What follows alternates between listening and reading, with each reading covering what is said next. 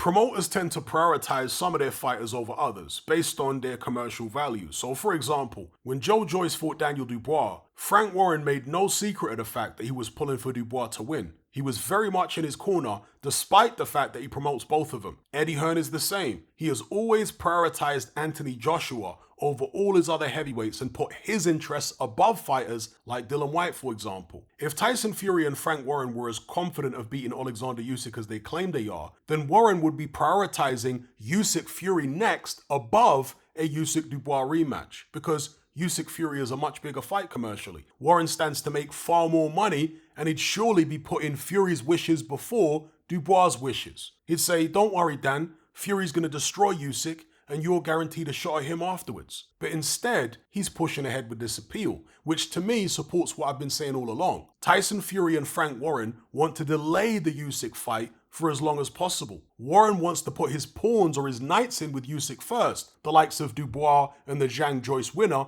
before he risks his king, Tyson Fury. It's typical promoter strategy. It's smart, obviously, but it's based on conning the fans, coming up with pure excuses for why the undisputed fight ain't happening next. Now, regarding this appeal, immediately after the Usyk Dubois fight, Eddie Hearn said that he didn't think Dubois had much chance of winning an appeal. But in a recent interview, he did a complete 180. He now says that he actually expects Dubois to win the appeal and get that rematch. Now, Hearn doesn't promote Dubois or Usyk, obviously, but he is an insider. So he's definitely privy to things that the public aren't. His information isn't always going to be accurate, but a lot of the time it is. Will that be the case here? In the video I made immediately after the fight, I said the only way Dubois wins an appeal is if the referee told the fighters, either privately or otherwise, that punches on the waistband would be permitted. And I don't know whether that happened or not. But since I made that comment, I discovered through reviewing slow motion from several angles that the initial point of contact to the punch was actually below the waistband anyway, way below. So I don't see how Dubois would have any case at all things being fair. But in boxing, as we know, decisions aren't always based on what's fair. They're often based on relationships, how much sway a promoter has with a sanctioning body. Frank Warren's closest relationship in that regard over the years has been with the WBO. Nevertheless, he has worked with all four major sanctioning bodies, and lately the WBA in particular, because Daniel Dubois was their regular champion. Alexander Usyk is the WBA full champion currently, of course, but I'd have to imagine that Frank Warren has a lot more influence in the industry than Usyk's promoter, Alex Krasuk. So we'll see what happens. I, for one, am hoping that the appeal is not successful. One, because it was a low blow. Two, because we've already got too many rematches in the heavyweight division as it is. It just slows things up. And three, because I want to see the undisputed fight as soon as possible. And before I go, I want to give a shout out to all the new subscribers to my Patreon page. I cover loads of different topics in my weekly podcast,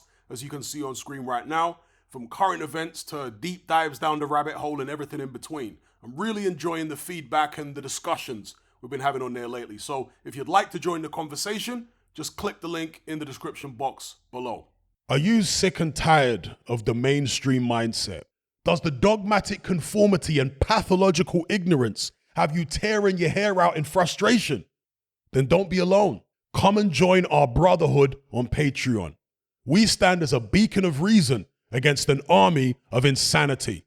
You'll gain access to my weekly topical podcast, where we take more deep dives than Jacques Cousteau on an endless variety of subjects.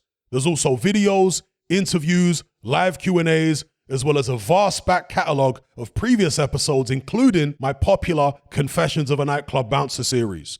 You can listen via the Patreon app or download in high-quality MP3. Connect with myself and hundreds of other members in our Element chat group. There's no contract, no commitment, you can cancel at any time, and it's cheaper than a Mickey D's McMuffin.